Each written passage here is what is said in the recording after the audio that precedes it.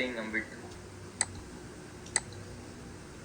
Okay, the turbine power of a geothermal power plant is 2 megawatts and the enthalpy at the inlet of the turbine is 25 kilojoule per kilogram. Steam flows at a rate of 2.5 kilogram per second if the enthalpy at the outlet of the condenser is 300 kilojoule per kilogram and the temperature rise of the cooling water is 25 degrees Celsius. What should be the volume flow rate of the cooling water? So para hindi tayo malito sa given, first, you need to draw the TS diagram. So assuming kabisado to, ito yung pinaka-guide natin. So ang given natin is 2 megawatts. Obviously, yan yung work produced. So work turbine. A, yung 25 kilojoule per kilogram, that is the enthalpy at the inlet. Okay, so ito yung turbine side, ito yung inlet. So this must be H3. A steam flows at 2.5 kg per second. So steam yan, so MS yung given. And then yung 300 kilojoule per kilogram, that is the enthalpy at the outlet of the condenser. So this is our condenser side, this is inlet, and dito yung outlet. So yung 300 should be the outlet. A 25 delta T ng cooling water. So ito yung mga given. Ang tinatanong is volume flow rate. Sagutan natin. Now, ang working solution natin para makuha yung volume flow rate ng tubig dun sa condenser is energy balance. The heat rejected sa condenser should be equivalent sa heat absorbed ng cooling water. So, QR equivalent sa Q ng cooling water. Ang QR in terms of enthalpy, that should be MS, H4 minus H5. Ang Q sa cooling water, MCP, delta T. Analyze natin. So, H5 is given, MS is given, okay, mass ng cooling water, wala. Diyan natin makukuha yung volume sa mass.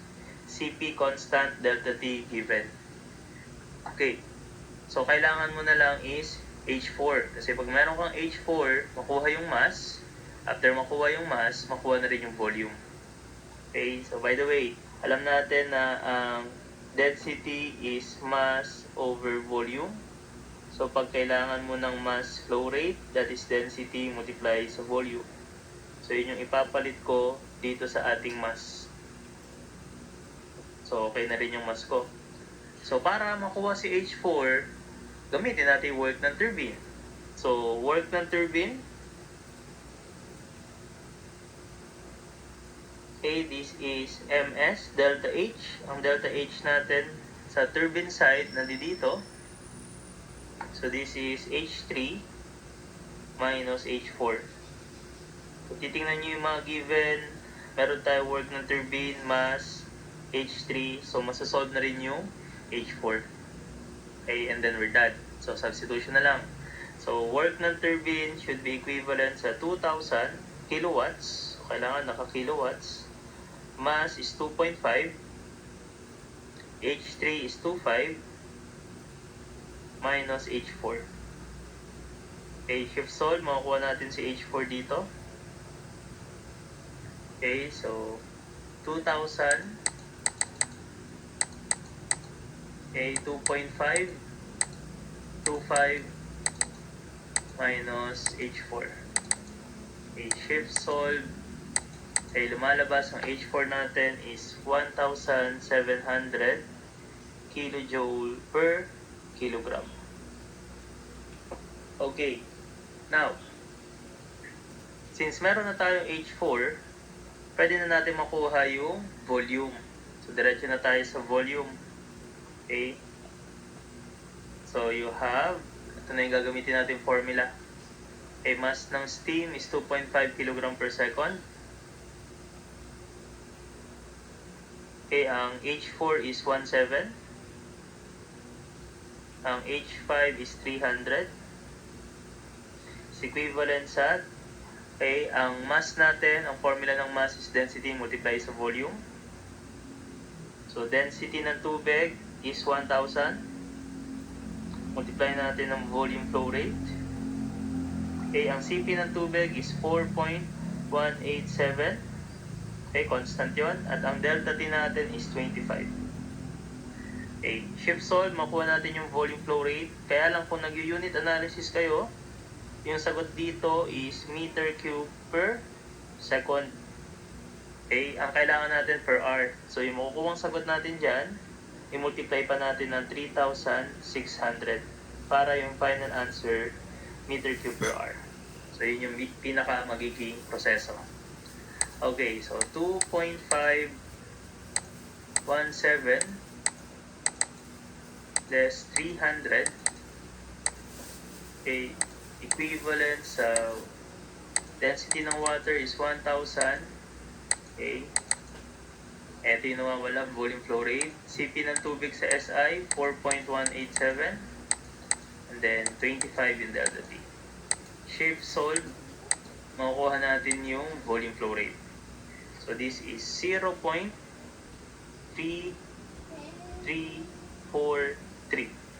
So para magiging per hour tayo, multiply natin yung sagot sa 3,600. So in terms of meter cube per hour, ang sagot should be 120.37. That's it. This is problem number 2. Geothermal power plant, last problem. Okay, a liquid-dominated geothermal power plant with a single flush separator receives water at 204 degrees Celsius. Separator pressure is 1.04 megapascal. A direct contact condenser operates at 0.034 megapascal, and the turbine has an efficiency of 0.75.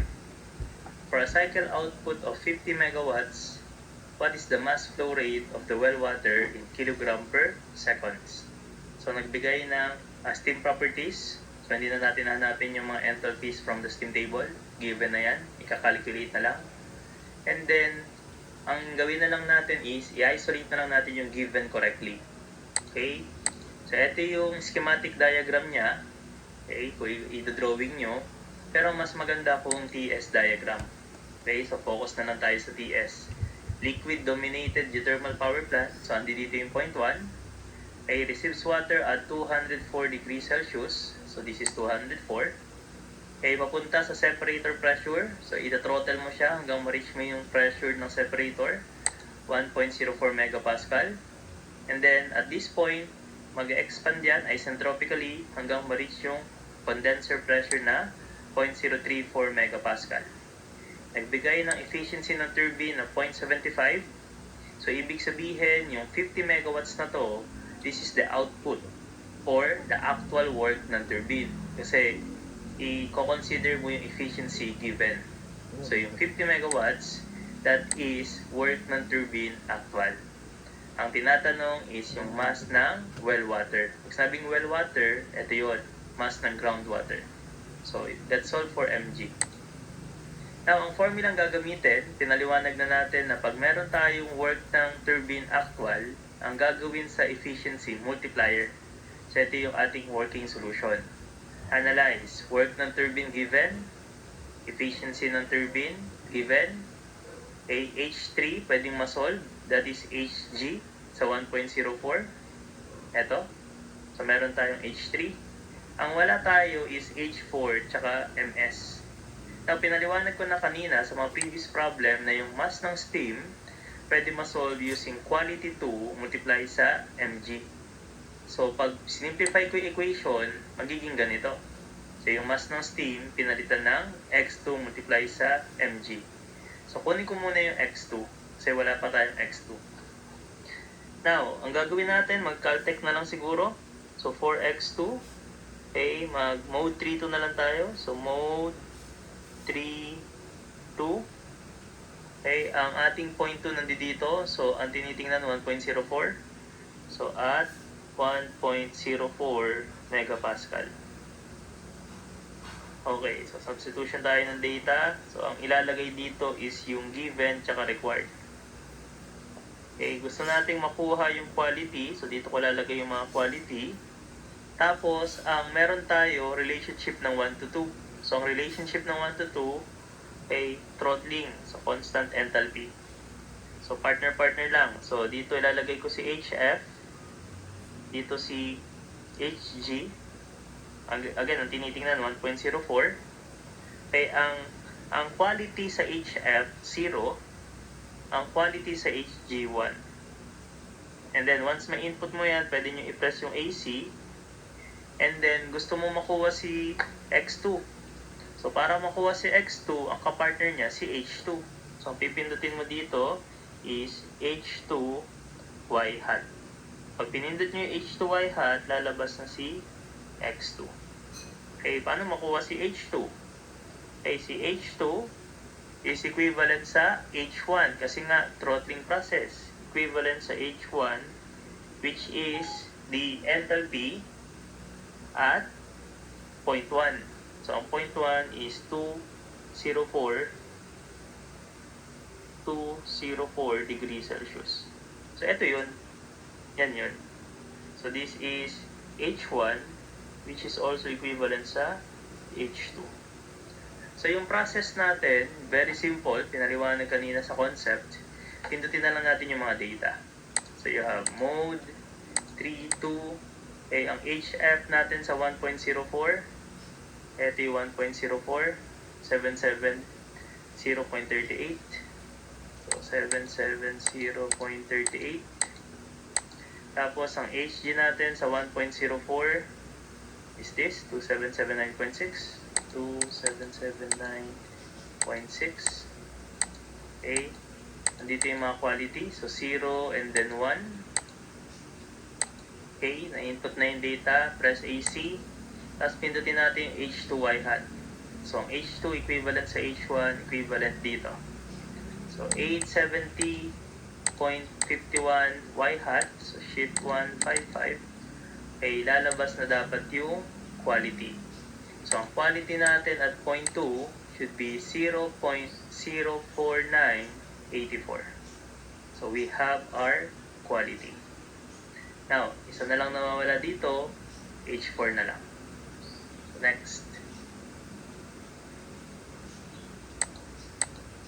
Okay, so meron na tayong quality 2. Okay na yan, check.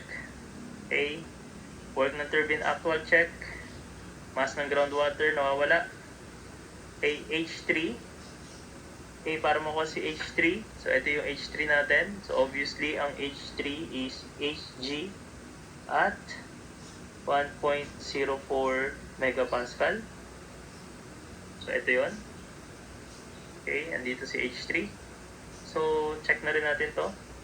So ang kulang na lang is, efficiency ng turbine is given. Ang kulang na lang si H4. So paano makukuha si H4? So si H4 nandito siya. Okay? And then meron tong quality. So since may quality, mag-caltech na lang tayo. So H4 ang gawin ko mode 32. Okay? At ang 0.4 nasa baba. So nasa 0.034 megapascal. So yung mga data natin, kukunin natin dito sa pressure na to. 0.034 megapascal. Okay, so same analysis. Gawa tayo dito ng table. Okay, analyze. Okay, dito ko lalagay yung given, dito ko lalagay yung required. So, ang gusto kong makuha, enthalpy. So, lalagay ko dito yung H. Okay. So, dito natin lalagay yung H. Okay, ang meron tayo, process 3 to 4. Ang process 3 to 4 is isentropic. So, ilagay ko dito yung S. So, partner-partner lang dito. So, SF, ang kapartner is HF. SG, ang kapartner niya yung HG. Once ma-input yung data, you press AC. Tapos, kung gusto mo makuha si H4, pindutin mo si S4. So, S4Y hat, lalabas dapat dyan si H4. So, paano makuha si S4? Okay, process 3 to 4 is isentropic. So, yung S4 equals sa S3, equals sa SG sa 1.04. So, this is S3, which is equivalent sa SG at 1.04. So, yun yung proseso. So, pindutin lang natin sa CalQ para makuha natin si H4. So, mode 3, 2, okay, SF sa 0.034, dito na yung tingin natin. Okay, so SF is this, 0.9793, 0.9793. Na walang binigay na SG. So again, kapag di given si SG, pwede yun maka-calculate using SF plus SFG. Pag walang binigay na HG, pwede siya ma-solve using HF plus HFG. So titingnan nyo mabuti yung given. Okay, so para makuha tong SG, SF, i-add ko sa SFG. So 0.9793 plus 6.7463. Okay, ito naman tayo sa HF. HF sa 0.034, 301.4. Ang HG sa 0.034, i-add na lang itong dalawa. 301.4 plus 2328.8. Okay, equal sign. So, once may input na natin yung data, we press AC. And then, para makuha si H4, ay S3Y hat or S4Y hat, lalabas yung sagot. Okay, so kunin natin yung SG sa 1.04. Ito yun. So, ito yung pinaka-SG natin. So, 6. Okay, pindutin natin 6.5729 ay Y hat. So, shift 155. So, makukuha natin si H4. So, ang H4 natin should be equivalent sa 2232.29. So, since meron na rin tayo dito H4, okay, direct substitution na lang yan, makukuha na rin natin yung tinatanong na mg. So, tapusin lang natin yung problem. Okay, so substitution na lang ito. So, we have 50,000.